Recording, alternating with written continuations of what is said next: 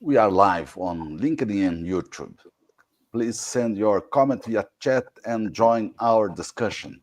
Our topic today is developing countries are leading the movement toward nuclear generated electricity. Let me introduce my guest today, Ronald Stein, Senior Policy Advisor on Energy Literacy for the Heartland Institute and CFACT, and co-author of famous book, Clean Exploitations, Energy Exploitations, and Olivia Vaughan, Bachelor of Commerce in Law and with an MBA. And she lives in Eastern Cape of South Africa and operates across sectors in the circular economy with a focus on sustainable systems. Welcome, Ronald and Olivia. It's a pleasure for me. Pleasure to be aboard. Pleasure. Thanks, Armando. Thank you. Olivia, please let me start with you. What are the electricity alternatives, source alternatives for developing countries? And Brazil is a developing country. Are they wind and solar, or are there other energy that could be used? So thanks, Armando. So according to our research and boots on the ground, and Dr. Rob Jeffrey, who couldn't be with us, who's a co-author of that article as well, has done extensive research as an economist and ex-advisor to the South African Reserve Bank, and also one of the titans of industry in terms of being a CEO. So years of doing this research has found that wind and solar does not work. It works in terms of remote regions where you could have rooftop applications. In terms of solar, wind is an absolute disaster. We've got natural reserves in South Africa all over the place. I'm sure that Brazil's very much the same, and we know there are beautiful reserves in the US that are being covered by wind turbines. We've also got offshore wind development that's going on. It's very pricey. It's extremely damaging to the environment, and especially to the wildlife. And of course, we believe that large-scale solar farms are an expensive ecological disaster. So there are no rules around disposal. So our research is found on an economic as well as environmental basis. We call it a value-added levelized cost of energy, that the only two options that should be explored by developing economies in terms of price versus value add are definitely nuclear energy as well as heli-coal, high efficiency, low emissions coal. Of course, your gas is always going to be there, and that, of course, depends on feedstock and location. So we really believe that developing economies should be pursuing nuclear. It should have been done yesterday, but the next best time is now. And then obviously we'd like to sweat our coal assets. South Africa has got a great coal fleet that has been deteriorating in terms of infrastructure and maintenance. But we do believe that heli-coal does have its place, as countries like Australia, South Africa have got abundant resources of coal as well. So we need to be focusing on people as well as planet. We can't just focus on planet and throw people away. We're part of the ecosystem. Ronald, you see that there is a consensus that wind is not going to be for a long time, something that can end shortly. Well, Armando, you're right. I mean, the wind turbines only exist because they're subsidized. And it's only the wealthy countries that have the money to, quote, subsidize. Because with 80% of the world, 80% of the 8 billion on the planet living on less than $10 a day, most of the world doesn't have enough money to subsidize themselves out of a paper bag. But while the wealthy countries are going to wind and solar for intermittent electricity, it's amazing that the hungry countries, they want electricity, and the most affordable electricity, which is also continuous electricity, dispatchable electricity, zero emission electricity, is nuclear. And it's like I say, the Navy's had a 7-decade record of safety. France has had a 7-decade record of safety, and France is building more nuclear. And like I say, nuclear is going on around the world, except in this wealthy country, we're going green. We're going wind and solar. It's interesting because this point is important, Ronald, because Olivia, Germany is importing almost 2 million megawatt hour of electricity from France, and 70% of electricity in France is made by nuclear. But we talked about this issue in the next the last podcast. But do they can transform this situation? Germany can make something different to solve this dependence. Yeah, so absolutely. Just touching on that wind price.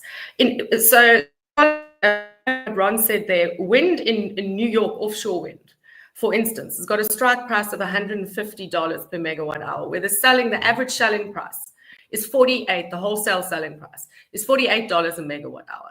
So you can just do the math and see who's subsidizing that. And that already, I'm sure Ron can confirm this, is already far above the average US per megawatt hour price. Now, Germany is hovering around the same. But, you know, there's different pricing mechanisms, and some countries use CFDs and exchanges and derivatives in order to sell their electricity on auction. But these are all underpinned by PPAs, power purchase agreements. So, you know, one has to take into consideration that those prices are just unsustainable. Someone is footing that bill. And we can't carry on doing that. So for instance, Germany, as you were saying, they've shuttered, you know, all of their nuclear plants, and they've recently released a request for proposals to cost now opening up these nuclear plants again. As you say, they're importing nuclear power over the fence from France. You know, that just it tells you all of it. What happened during just after the outbreak of the war in Ukraine, was Germany started stockpiling coal. And a lot of their coal comes from South Africa. So we were looking at this in absolute awe, because we were having rolling blackouts in South Africa, and we were exporting our coal to Germany, who very politely stockpiled it for about a year, and then of course sold it back to us at a profit. So, you know, when you look at the commodity cycle, you know, one has to look at it. There's something that's broken. Now, nuclear fixes all of that, because you've got such a long-term supply chain with such versatile applications that, you know, you are able to absorb large infrastructure costs, because you're looking at amortizing a plant over 60 to 80 to sometimes 100 years of supply. And you can also, your supply chain in terms of your uranium and in terms of your nuclear fuel is so forward forecast that you can accurately, you know, kind of predict the price, instead of this fluctuating commodity price on a daily, monthly, weekly, hourly basis. But Olivia, you mentioned $48 per megawatt. Is only OPEX, only operational costs, or does it include the CapEx, the investments? So they levelize the cost. So it's called the levelized cost. Okay. Okay. So what they take is it's the cost of the plant, and you take the complete or the total operational hours or megawatt hours over the life of the plant. Now, that is also a problem in renewables, because it is such a relatively new technology that it's been proven that battery energy systems, for instance, solar panels, are not as resilient as our traditional power plants. So you've got weather incidents like hail, you've got substandard quality in terms of, or even the quality stuff. We don't know how long the things are going to last. So for instance, a PPA on a solar plant might be 20 years, but the data is not showing that those panels last, and especially in terms of output capacity, for 20 years. Whereas a coal or a nuclear plant, for instance, our Safari reactor, which is a research reactor here in South Africa, is turning 60 years old next year. So, we know that these nuclear power plants work. We've got old ones in the US, old ones in France. Koeberg's 40 years old in Cape Town, South Africa. So we know that this technology works, and that's part of our thesis, is that it's a proven technology. Developing economies are not gambling on their electricity sovereignty in the future. Perfect. Ronald, I'm not sure that you are a pro-Democrats or pro-Republicans, but I'm not asking you. Please feel free to not respond. But you see, the United States under the new administration seems that may return to invest heavily in nuclear. And the second part of the question, it can influence developing countries to invest in the same way for nuclear? Well, let me explain it this way. The party that is on the way out, like I say, they subsidize wind and solar, but I think they totally believe that wind and solar is going to replace fossil fuels. And that's been their motivation. If they get more wind and solar, we'll get rid of oil. Yeah. But they do different things. Wind and solar generates only electricity. They make nothing. You can't make tires, you can't make insulation, asphalt, from wind turbines. Whereas of the three fossil fuels, you got coal, natural gas, and oil. Now, coal and natural gas is heavily used for power generation. Oil, on the other hand, is never used for power generation. In fact, oil is useless. It's black tar. Almost never. In Brazil, north part of the country, we use diesel sometimes to generate electricity. Well, diesel is a byproduct of crude oil. Yeah. The crude oil by itself is just raw black tar, unless you can refine it into something usable. And the outgoing party, as such, just doesn't understand that electricity came after oil. The light bulb was made with oil. And we got 6 ways to generate electricity. You got hydro, nuclear, wind, solar, natural gas, coal. All 6 ways to generate electricity cannot exist without oil.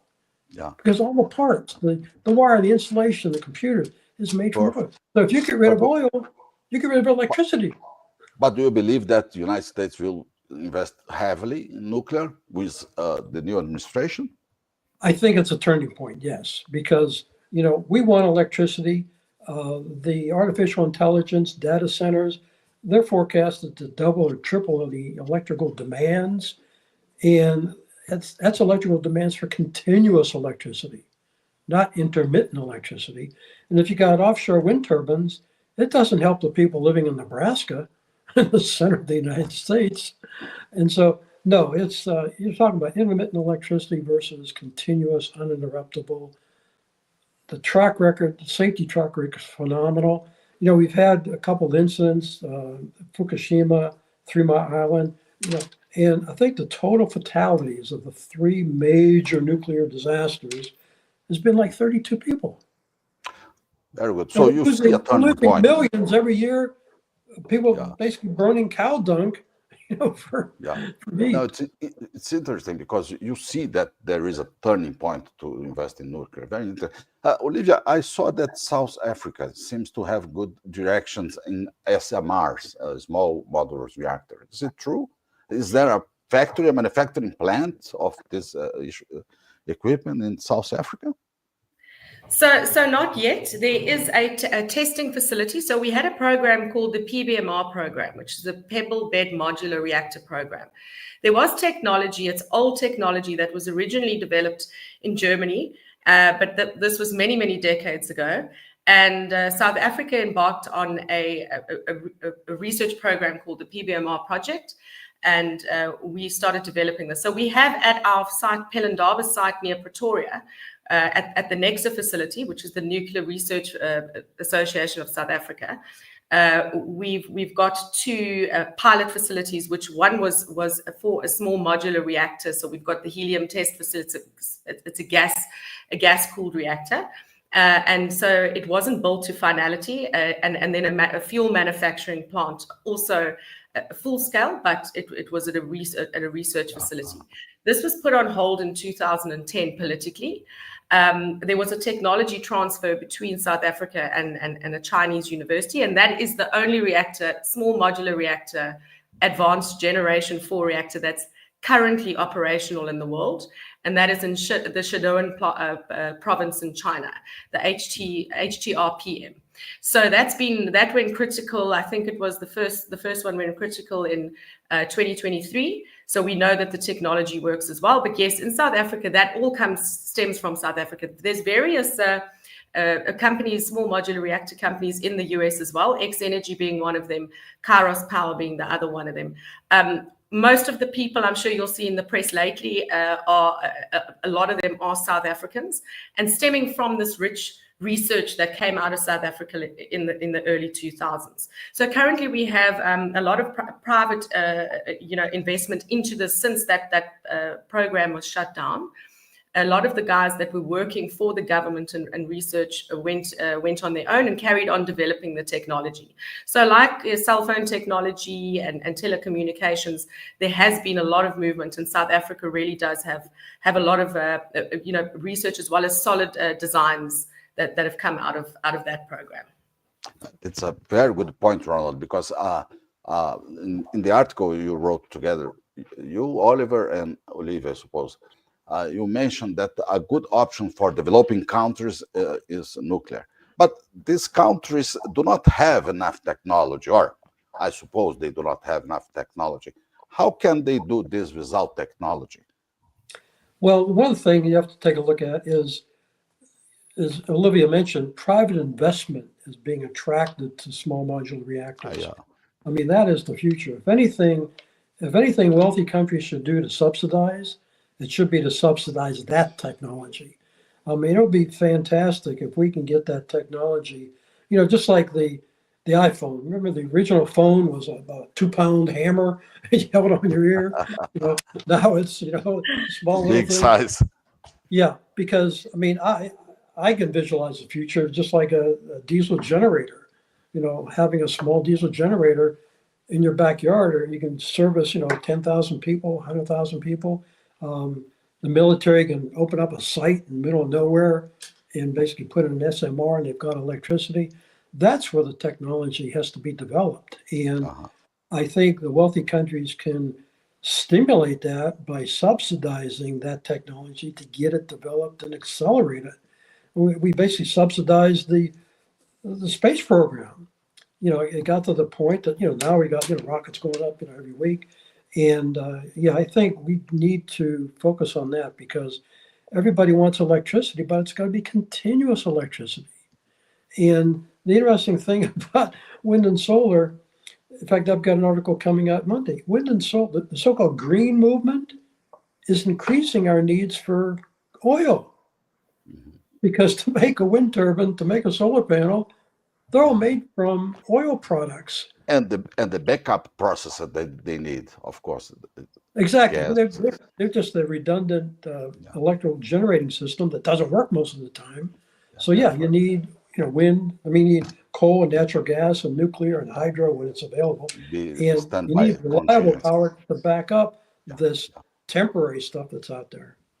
Olivia, who are these companies, private companies that Ronald mentioned, that could, let's say, go to developing countries and help these countries to install nuclear power plants? Who are them? So I'm actually an investor in a nuclear energy company. I have been with invested in them for a number of years, about 4 years now, and we've got small modular reactor designs, as well as our consortium partners, the only company in the world who's designed and fabricated test fuel for different kinds of TRISO test fuel, which are the pebble bed test fuel, TRISO fuel that run these advanced nuclear reactors. So our company is called Stratec Global. I don't know if I'm allowed to say that on your podcast, Stratec Global. So everyone's welcome to go and have a look at our website. We have been writing extensively. Which website is? Could you please repeat, please?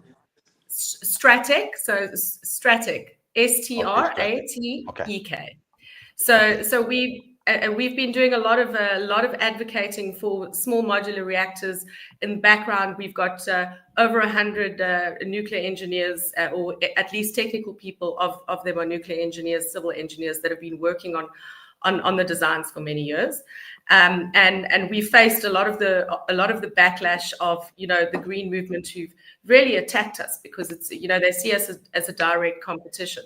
But what we're excited about really is that in terms of developing countries, a lot of the time, as you say, they do not have, it's not even access to technology. There's no grid infrastructure.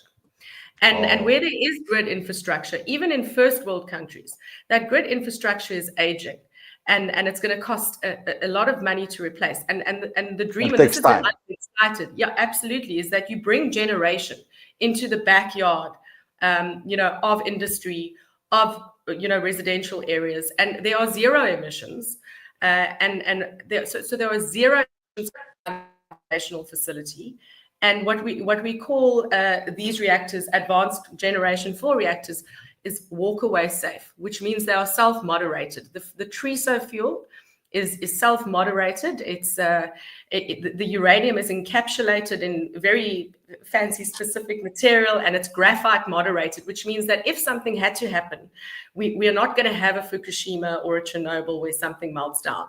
The plant that I mentioned in China has just done their test a couple of weeks or a month or so ago, where they switched the reactor off to see if it would cool down on its own. And of course, it does work and it cools down on its own, which means that countries that aren't technologically advanced could benefit from this through what we're looking at in Africa is developing a standardized model that can be rolled out in a lot of African and developing countries, so that we kind of streamline and standardize the regulatory process as well as the operations, maintenance, and supply chain, which is very important as well. Mm-hmm. But Ronald, probably greed is one of the economic factors that Robert Jeffrey mentioned in the article that developing countries do not have yet. And as Olivia said, developing countries and developed countries, they do not have greed enough yet to this. Is it correct? Well, everything that gets developed in the so-called wealthy countries, it gets disseminated around the world. I mean, the fact that we got so many thousands of products we get from oil, they're not just limited to the United States. I mean, they go throughout the world. And, we would like to get everybody around the world to have, clean water and sanitation systems. And, you need the parts and components that come out of oil, but you need the technology to put it all together. And so it basically disseminates to people that are not as wealthy as the United States. And that's the goal. And right now, the frustration is these developing countries, they're getting further behind the 8 ball because they know they can't live on wind and solar. And if they're going to spend their efforts, they want to go spend their efforts towards something that's going to work. Mm-hmm. And, like I say, wind and solar would not exist if it was not for subsidies, because private industry is not going to invest in it. There's no return on investment. On that note, can I make a comment on that, Armando? Just this week, some of our engineers were analyzing, what exactly, because there's been this mindset flip. Firstly, with Trump coming into office and saying day one he's going to fix the energy and drill, baby, drill, and we're going to drill our oil and we're going to build nuclear. So some of the guys who had flipped to wind and solar, have now reassessed their position and are admitting for the first time that there's a correlation between an increase in wind and solar and an increase in gas and oil usage, because you need that 100% backup, as Ron will tell you. So it's quite clear to see in all the graphs. We've never used as much oil and coal as what we're using now on a global scale. So, and this is what excites me, because when you look at a clean technology like nuclear that can be packaged up into different sizes and suitable for different regions, especially with the new generation 4 that's not dependent on a large body of water for cooling. The applications in terms of even the oil and gas industry for refining, hydrogen production, helium production for space exploration. There are just the applications and are just so diverse, water desalination and purification, that, there's the opportunity is not just for developing countries. So Ron's right, the capital needs to be focused on long-term sustainable generational prosperity. And a lot of countries like, we've been speaking, we've got an international office in Australia, and who are quite vehemently anti-nuclear. But what's coming out of these countries now is, if we don't focus on the areas around us that are impoverished, eventually those people will come to your country to look for jobs and to look for prosperity for their families. So by taking the electricity and democratizing it all over the world, we are providing people with an opportunity. It's really a libertarian view. Provide people with an equal platform, not an equal outcome. And communities will prosper on their own. Yeah. Ronald and Olivia, how China is positioned in the nuclear power in order to export and to help in technology for developing countries? Well, I think they see it, and they've got a dictatorship, and they're just doing it. But yeah, like I say, I think China, they're building about 80 nuclear power plants. I know that right now there's 60 under construction around the world, and another 110 planned, and most of those are in China and Russia. Yeah. So what the as Ron said, they don't have your bureaucracy chain or a protest movement that holds you up in court for years and put an end to into a country's plan. But I heard an interesting comment the other day coming from a lady in the US, and forgive me, I can't remember her name. But as Ron's saying now, the US should, not just the US, countries but the US driving innovation. I mean, in terms of innovation in the technology industry, hard tech, deep tech, soft tech, the US is obviously the leader. They should have had a counter to China's Belt and Road Initiative. So we see this all over Africa. There's basically I don't want to call it a recolonization, but it's a land grab of, Africa needs infrastructure. I'll speak directly to Africa because I'm here and I can tell you what's going on the ground. We need infrastructure. We need jobs. We've got a youth unemployment rate in South Africa that's probably north of 70%. So China comes and they offer certain things, and there's generally not many strings attached. Where if you get a loan from the World Bank, the IMF, coming in through any one of these organizations, there are lots of strings attached in terms of where the money goes, how it's spent. So a lot of these green funds that have come in with huge strings attached in terms of political stuff, suppliers, technology, and it's very ill-suited because someone comes in from Germany and tells us what to put on the ground in South Africa. Germany is as big as one of our deserts in the Northern Cape in South Africa.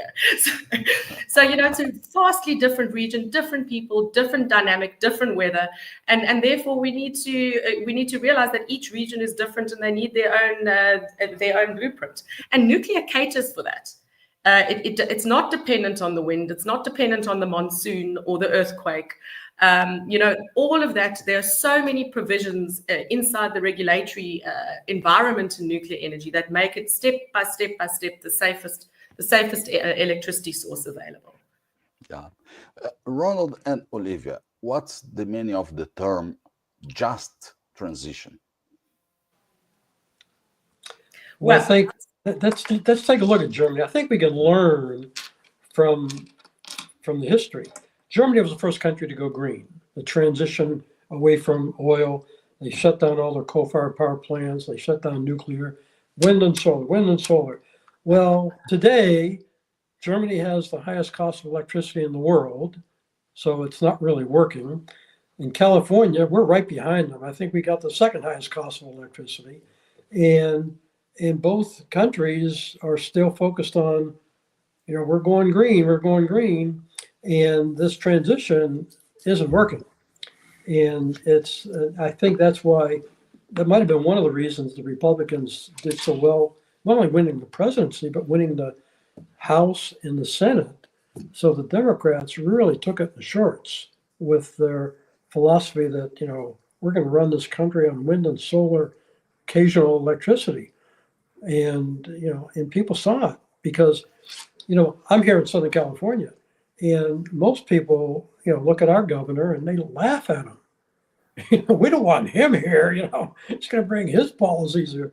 And this idea of transitioning, you want electricity. Well, you've got two choices. You either go wind and solar for intermittent, or you go for something that's continuous. And continuous, you got coal and natural gas and hydro and nuclear. That's your continuous supplies. And we keep coming up ways to, double and triple our electricity demands. Artificial intelligence, data centers. Bill Gates stepped up to the plate. He's basically taken over and restarting 3 Mile Island. He needs power for his data centers. He's not going to invest in wind turbines. If you want to transition to electricity, you got to go for continuous electricity. Yeah, absolutely. And so Dr. Rob Jeffrey likes to say a just transition and subsidies in general are taking money from rich people or from poor people, sorry, in rich countries and giving it to rich countries and rich people in poor countries. And that's really what happens to kind of, and very little actually reaches where it's supposed to reach. But on that note, electricity all over the world is subsidized in one form or another, whether it's through tax rebates, carbon credits, whatever form that they're telling you it is. Electricity has always historically been, been subsidized in some way or another. But I don't think that, our population here in South Africa is saying, there's no such thing as a just energy transition. A just energy transition would really be to take the most reliable and stable electricity source and rolling it out as quickly as possible in the whole world. And what's exciting on that note is we've actually identified the different regions of the world and their maturity in terms of electricity production and consumption. Because one thing people forget is that the more volatile one's earning power and level of standard of living is, the less people are, the more people consume, the less aware they are of the environment, of what they're destroying, because they are in survival mode, simple Maslow's hierarchy. So you'll see that consumption will kind of be reduced maybe a little bit in Germany, because people are very aware of what they're consuming, and they recycle and they do things that aren't done in South Africa predominantly. So what we need to do is focus on that would actually be the just energy transition, is democratize electricity to the point where different regions need different models of how electricity is produced, and not produced but at least sold into the market. And we see that there's different models, but for instance in Germany, those prices, I think they were sitting, Ron, if I'm not mistaken, somewhere around 80 euros a kilowatt hour. A megawatt hour, if I'm not mistaken. That's wholesale price. That's not retail price that the consumer pays. But really, they are generally running on fossil fuels while portraying this green agenda to the world. And I'm not anti-solar. I'm actually anti-wind, just because it doesn't work and it's not environmentally responsible. So there's no point to it. But I'm not anti-solar in terms of rooftop solar. Grid scale solar doesn't work. And if you look at Germany, despite all the solar that they've added, despite all the wind that they've added, their landscape has been ruined. They're still running on fossil fuels. I think it's between 60 and 80%. It varies, obviously, according to the renewable output. But lately, they've really taken a knock because there hasn't been any wind, and that price just skyrockets. Perfect. Going to the conclusions, we could say that our weak point is the grid investments, the weakest point we have worldwide, including developing countries. This is the first point I would like to check with you, because I have the second. Well, when you talk about transition, we're transitioning what? You want to transition from electricity from coal and natural gas to electricity from wind and solar?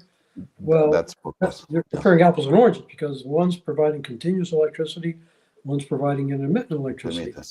But instead of a energy transition, you want to transition two things. You want to transition electricity, or you want to transition products. Because one thing we have not yet been able to do, we've had 200 years to find a replacement for crude oil. Oil cannot be replaced yet. It's irreplaceable now.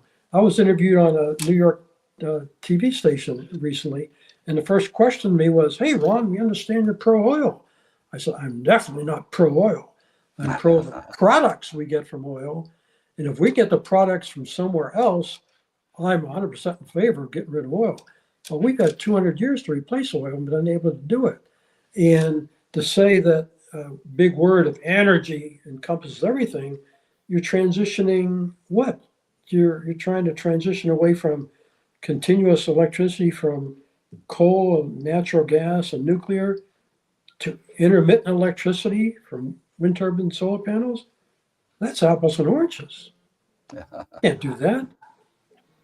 Absolutely, and just to add to that, Amanda, I think that in order to do anything like that, or in order to be more efficient at the products that we produce from whatever material it comes from, and oil included as the base, basically the base product of everything, is you need a constant supply of electricity and thermal heat.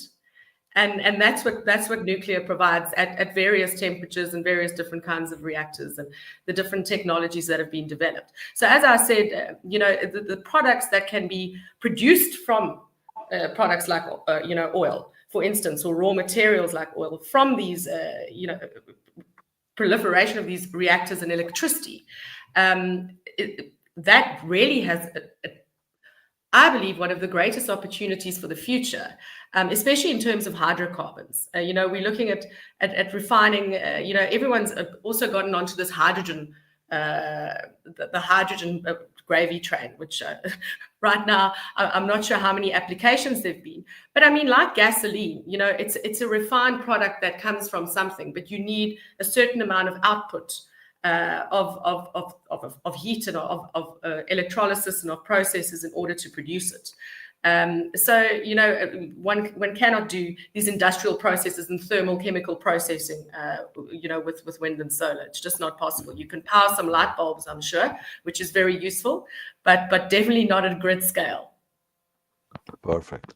Following our topic title, Ronald and Olivia, what are the advice you could do to make to governments in developing countries? What you could say to them, what they should do?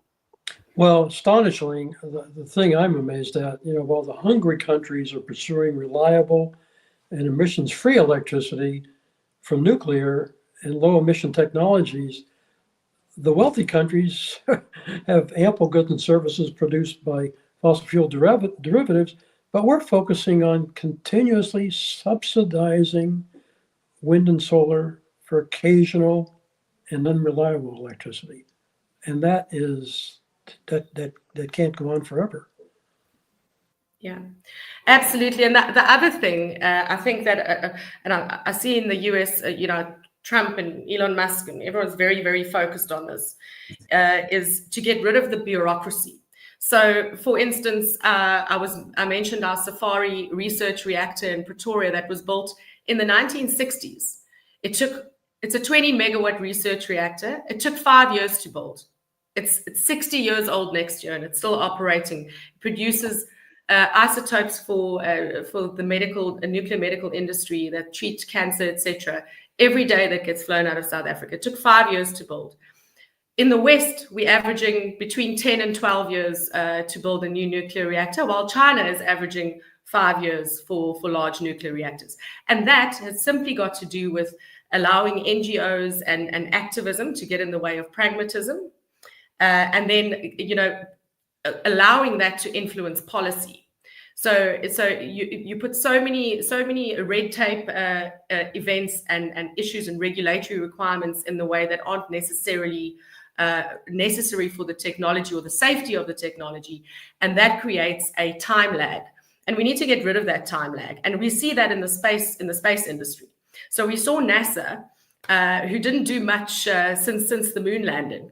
And once we privatized that and put it into the hands of someone whose goal was to get the rocket into space, and now we've got weekly launches. And that's the kind of forward thinking that we need in the nuclear industry. We need to get rid of bureaucracy. We need to stop letting activist NGOs who are funded generally by foreign entities in all countries.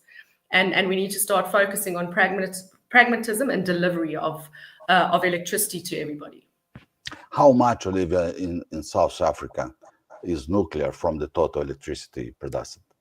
We've only got about 5%. So we've got two reactors, one power station in Cape Town called Koeberg. That power station is 40 years old, but it only makes up 5% of the country's electricity supply. The rest is predominantly coal, and we've got about between 6 and 8% renewables, not all built out yet. That are part of what we call the REAP round, which is the renewable energy IPP rounds. independent power producer rounds. So that's what we have now. But we've got a solicitation out or a call for proposals for 2,500 megawatts built so far. We've got 3 sites available that have already got generally all the permissions. They need final sign off to build out these sites. So there is, and part of that 2,500 megawatts is a 100 megawatt small modular reactor. Brazil has around 10%, a little bit more, of nuclear, with 2 different plants. 70% is from hydro, and the backup energy for electricity is natural gas. In the United States, Ronald, how much is nuclear in terms of total electricity? You have notion about that? I don't have that number, but like I say, if you got hydro, and there's only certain locations that can support a dam, and the situation is that, we're going to need a lot of electricity. And the other thing we don't talk about nuclear is nuclear requires the least amount of land, and very little land, and you can basically put nuclear where the people are, so you don't need that much transmission. Wind and solar, you got to put it where there's a lot of land, which is way far from people, and then you got to build transmission lines and bring it back to where the people are, and that's not talked about. But again, that's subsidized. Yeah, and that's another reason why private investment's not going to invest in it. So interestingly, Switzerland gets about 40%. 40% of its electricity production is from nuclear energy. And they recently have had, they're having debates, internal debates about they want renewables in Switzerland, which is just silly given the topography of the country. But 40% of the electricity comes, about 30% comes from domestic nuclear plants, and then 10% is imported from the surrounding countries. So if I'm not mistaken, Ron, I think the US it's quite high. I think it sits on about 17 to 20%. I could be wrong, but just off of the top of my head, without having that in a note. But absolutely, Ron is 100% right. You take the geographical footprint in terms, any true environmentalist and proper custodian of the earth would not be advocating against nuclear energy. Besides the reduced mining required and reduced and fuel supply chain in terms of the uranium and the produced fuel that need to go into these reactors is vastly reduced compared to something like coal or the products that need to go into the solar panels. For instance, the rare earth elements that are mined elsewhere but leached in China and in Malaysia, because environmental laws don't allow the acid leaching anywhere else, because it's so environmentally damaging to get these heavy metals out of the rare earth elements out of ore, or out of concentrate that comes from the ore. So people don't talk about that. It's like that not in my backyard thing. As long as you don't do it here by me and you do it somewhere else, then it's okay. So nuclear energy has got the smallest geographical footprint in terms of build out. So where you've got the power plant, and we've also developed eco architecture for different regions where the nuclear power plant, it actually looks like a very pretty building that blends into the natural surroundings, and using different materials that come from local sources as well. So we considered all of those things, and my guys thought I was mad when I told them a few years ago. I said, listen, why can't the nuclear power plant be pretty? I don't want an ugly power plant in my backyard. And they said, man, it's an industrial plant, it needs to work. So I said, well, it can work and it can be pretty at the same time, because you generally find people they'll be more accepting of this plant because it looks better and it blends into the environment. And we need to bring that back. We need to bring aesthetics, efficiency, critical thought, what works the best for the people, and bring that back into our communities and our environments. Fantastic. Excellent conversation today. Olivia, thank you so much being here. 1 a.m. in your city, almost 2 a.m. And Ronald's in the lunchtime, 3 p.m., I suppose, starting lunch very soon. And 8 p.m. here in Brazil. Thank you so much. It was a great pleasure. Okay. Thank you so much. Thanks, Armando. Chat soon. Thank you. Thanks, Ron. There is a person, Pedro Moura, saying, nice. Thank you, Pedro. Thank you for coming. Bye-bye. Pedro. Thank you. Cheers. Bye-bye. Bye.